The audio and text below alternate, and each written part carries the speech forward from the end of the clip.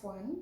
Yeah, let's guess. Teacher said, she or he work in the school. Oh, you know it because you are the student. You know it. She or he always work in the school, and she teach you every topic that you learn in the class. So what is it?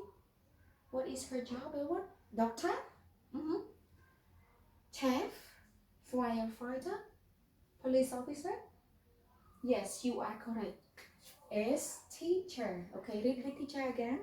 Teacher. Okay, again please. Teacher. Okay, good. Now, let's guess. Okay, she or he always cook the food for you to eat. She always work in a restaurant.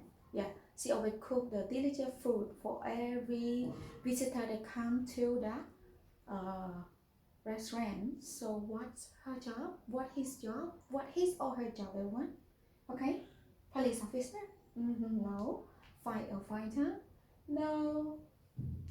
Doctor? No. Okay, she is a chef, right? She or he a chef. Okay, read the teacher again. Chef. Again, please. Chef. Okay. CH. So CH the sound ch. Okay, so EF. Okay, chef everyone. Okay.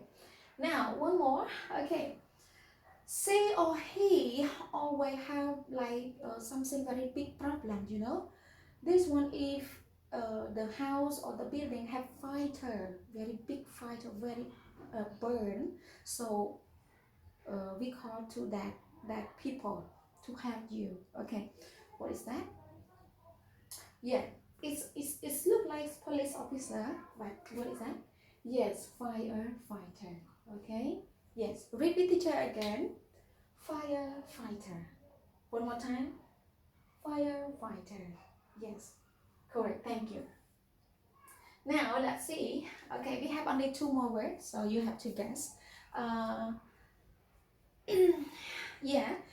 When we have problem and we want to call to help you, like maybe thief go to steal something or broke your shop, broke your place, or you lost your everything.